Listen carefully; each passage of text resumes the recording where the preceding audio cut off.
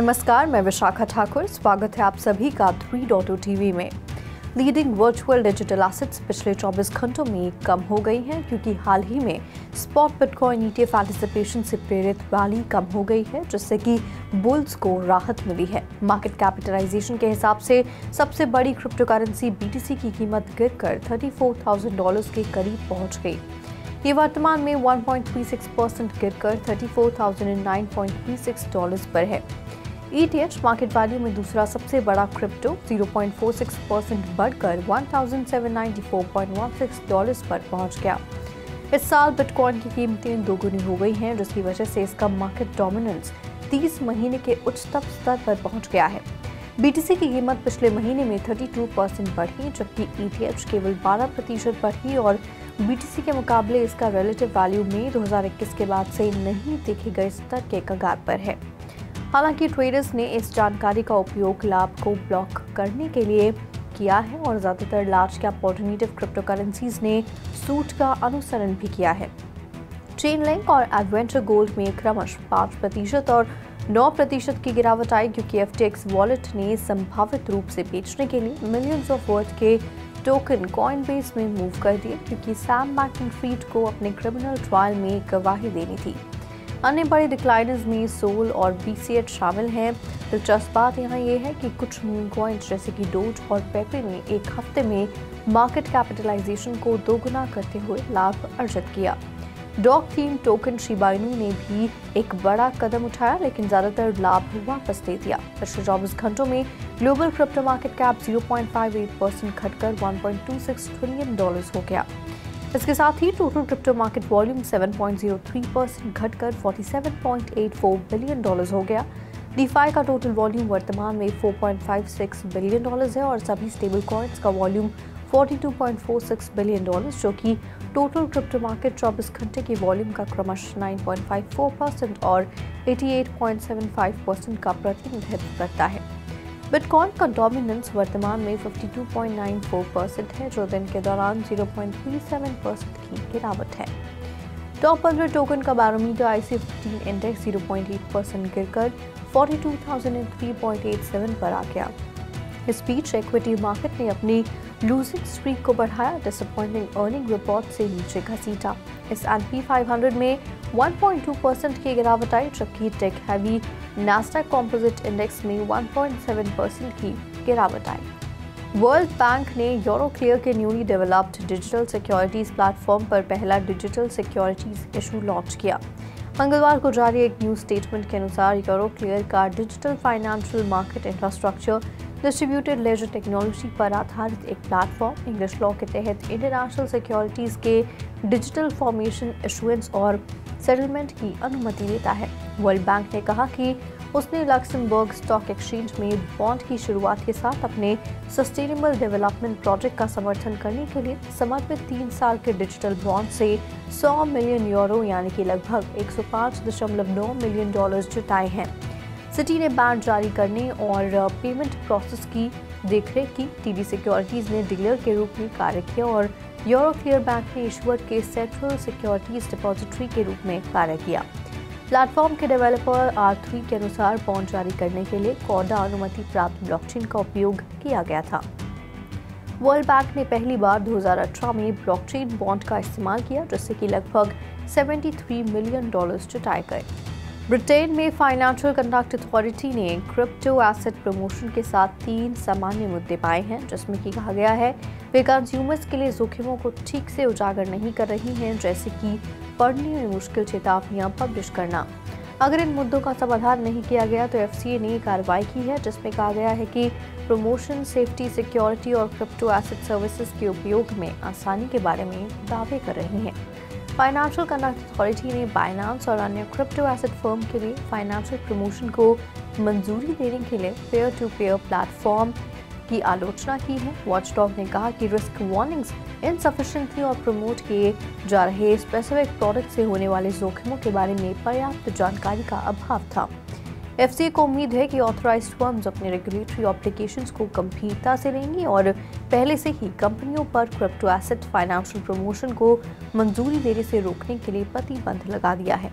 Watchdog ने चेतावनी दी कि क्रिप्टो एसेट्स उच्च जोखिम वाली और काफी हद तक अनरेगुलेटेड है और अगर कुछ गलत होता है तो कंज्यूमर्स को अपना पैसा खोने के लिए तैयार रहना चाहिए।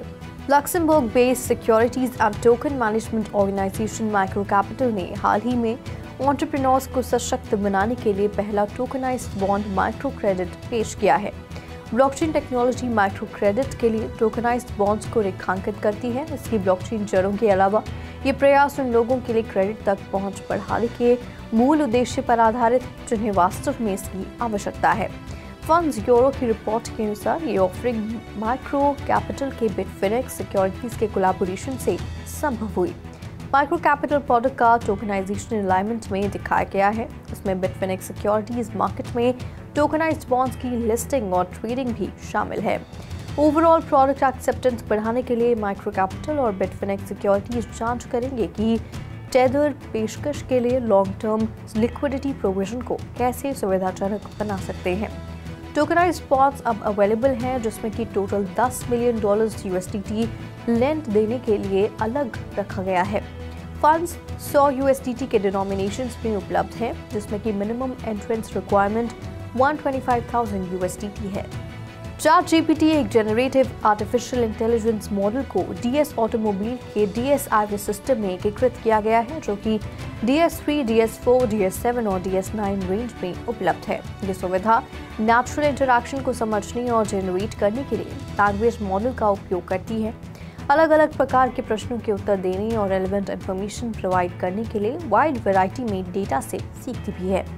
DS आईरिस सिस्टम व्हीकल में बातचीत का अनुभव प्रदान करने के लिए ChatGPT AI का उपयोग करता है जो कि on board voice recognition system को ड्राइवर द्वारा पूछे गए लगभग किसी भी प्रश्न के लिए समर्पित एक डिजिटल असिस्टेंट में बदल देता है। यूजर्स ओके आईरिस कहकर या स्टीयरिंग व्हील पर एक बटन दबाकर DS आईरिस सिस्टम के साथ बातचीत कर सकते हैं जिससे किसी की आंखों को सड़क से हटाए बिना या पहिया से हाथ हटाए बिना सेफ वॉइस इंटरैक्शन की अनुमति मिलती है। मर्सिडीज बेंज और GM अपनी प्रोडक्शन लाइंस में ChatGPT को इंटीग्रेट करने के तरीके भी तलाश रहे हैं। YouTube म्यूजिक अब यूजर्स को जनरेटिव AI का उपयोग करके अपनी प्लेलिस्ट कवर आर्ट को कस्टमाइज करने की अनुमति देता है। यूजर्स अपनी प्लेलिस्ट के कवर आर्ट के बॉटम राइट कॉर्नर में पेन आइकन पर टैप कर सकते हैं और AI जनरेटेड इमेज बनाने के लिए एक कैटेगरी को सिलेक्ट भी कर सकते हैं। इसके बाद AI यूजर्स को चुनने के लिए 5 अलग अलग इमेज आउटपुट देगा और एक बार सेव किए जाने के बाद इमेजेस उनकी प्लेलिस्ट का प्रतिनिधित्व करेगी। ये फीचर सिर्फ US में इंग्लिश लैंग्वेज यूजर्स के लिए अवेलेबल है लेकिन YouTube इसे विश्व स्तर पर अन्य क्षेत्रों और भाषाओं में विस्तारित करने की योजना बना रहा है। पहले YouTube ने प्लेलिस्ट के अनुभव को कैप्चर करने के उद्देश्य से ग्रिड लाइक फॉर्मेट में पहले 4 गानों की आर्ट को मर्ज करके ऑटोमेटिकली एक इमेज बनाई थी। Lenovo और Nvidia ने बिजनेसेस के लिए जनरेटिव AI एक्सेसिबल बनाने के उद्देश्य से हाइब्रिड AI सॉल्यूशंस और इंजीनियरिंग कोलैबोरेशन का अनावरण करने के लिए पार्टनरशिप की है। पार्टनरशिप की वजह से पूरी तरह से इंटीग्रेटेड सिस्टम तैयार होंगे जो कि एज से लेकर क्लाउड तक हर डेटा क्रिएशन पॉइंट पर AI पावर्ड कंप्यूटिंग को सक्षम करेगा। Lenovo की AI professional services practice in solutions का समर्थन करेगी जिससे कि एंटरप्राइजेस को हाइब्रिड क्लाउड अप्रोच अपनाने की अनुमति मिलेगी। लक्ष्य बिजनेसेस को वर्कस्टेशंस, डेटा सेंटर्स और क्लाउड पर वर्कलोड को विकसित करने और डिप्लॉय करने में फ्लेक्सिबिलिटी प्रदान करना है। Lenovo Nvidia कोलैबोरेशन बिजनेसेस के लिए हाइब्रिड AI को आगे बढ़ाने में एक महत्वपूर्ण कदम का प्रतिनिधित्व करता है जो कि अलग अलग इकोसिस्टम प्रणालियों में डेटा की क्षमता को अनलॉक करने में सक्षम टेक्नोलॉजी के एक नए युग की शुरुआत करता है। इस पहल का उद्देश्य एंटरप्राइजेस को जनरेटिव AI का लाभ उठाने के लिए टूल्स और रिसोर्सेज प्रदान करना है जिससे उन्हें डेटा ड्रिवन फ्यूचर की मांगों के अनुकूल होने में मदद मिल सके। Lenovo Nvidia कोलैबोरेशन एंटरप्राइजेस के लिए गेम चेंजर बनने का वादा करता है जो कि एप्लीकेशन की एक वाइड रेंज के लिए जनरेटिव AI को अधिक एक्सेसिबल और फ्लेक्सिबल बनाता है। पार्टनरशिप बिजनेस ऑपरेशन में AI इंटीग्रेशन के उभरते लैंडस्केप को दर्शाती है, हाइब्रिड AI सॉल्यूशन के महत्व पर जोर भी देती है जो कि डेटा क्रिएशन और यूटिलाइजेशन के बीच गैप को ब्रिज करते हैं। गैलेक्सी डिजिटल की एक रिपोर्ट के मुताबिक बिटकॉइन की कीमत एक साल में 74% बढ़ने की उम्मीद है। रिपोर्ट बताती है कि यूनाइटेड स्टेट्स में बिटकॉइन ETF को मंजूरी मिलने के बाद पहले वर्ष में बिटकॉइन की कीमत 74.1% बढ़ जाएगी। ये spot BTC ETF digital currency के स्वामित्व के बिना बिटकॉइन के रियल टाइम ट्रेडिंग के लिए आवश्यक टूल्स प्रदान करते हैं। गैलेक्सी डिजिटल का अनुमान है कि एसेट प्राइसेस $59,000 से अधिक के स्तर तक बढ़ जाएगी, जो कि इसके ऑल टाइम हाई से सिर्फ 10,000 कम है। गैलेक्सी डिजिटल के एक रिसर्चर चार्ल्स यू का एक अनुमान है कि एक साल के भीतर लॉन्च होने के बाद BTC ETF मार्केट $14.4 ट्रिलियन होगा। परसेंटेज वृद्धि डिजिटल एसेट के मार्केट प्राइस और बढ़े हुए फंड इनफ्लोज के संभावित प्राइस इंपैक्ट पर आधारित है। ETF लॉन्च के बाद पहले महीने में मार्केट में 6.2% की वृद्धि देखने की उम्मीद है। इसके बाद 12वें महीने में 3.7% मासिक वृद्धि का बैलेंस करेक्शन भी होगा। ब्लॉकचेन सिक्योरिटी ऑडिटर हैकिन के अनुसार क्रिप्टो करेंसी रग पुल पहले की कल्पना की तुलना में कम गुप्त है, जो कि 2023 की तीसरी तिमाही में सभी क्रिप्टो संबंधित उल्लंघनों का 65% है। ये धोखाधड़ी टोकन पंपिंग के बाद तेजी से लिक्विडिटी विड्रॉल्स के लिए प्रसिद्ध है और इन्हें अंजाम देना आसान है। हैकिंग के अनुसार रग पुल बचने के लिए सबसे आसान घोटाले हैं और सतर्कता ये निर्धारित करने से शुरू होती है कि क्या कोई प्रोजेक्ट थर्ड पार्टी ऑडिटिंग से गुजरी है। हालांकि ऑडिट की उपस्थिति धोखे के विरुद्ध एक असफल बाधा नहीं है। कई इन्वेस्टर्स ऑडिट की क्वालिटी की जांच करने में विफल रहते हैं, जो सब स्टैंडर्ड हो सकती है और कॉमन इन्वेस्टर के रडार पर आ सकती है। क्रिप्टो खतरों के खिलाफ अपनी सुरक्षा को मजबूत करने के लिए इनसाइट्स क्रिप्टो इन्वेस्टमेंट कम्युनिटी से किसी प्रोजेक्ट की ऑडिट को एक्टिवली एनालाइज करने, इसकी बैकग्राउंड को समझने और फर्मो लालच से बचने का आग्रह करती है। टेलीग्राम मैसेंजर ऐप पर क्रिप्टो करेंसी बॉट्स के एक समूह मेस्ट्रो बॉट्स ने 280 ईथर हमले से प्रभावित यूजर्स को पैसा वापस कर दिया है। मेस्ट्रो टीम ने सभी हानियों को कवर करने के लिए अपने खुद के रेवेन्यू में टोटल 610 ETH का भुगतान किया, जिसकी कीमत $1 मिलियन से अधिक है।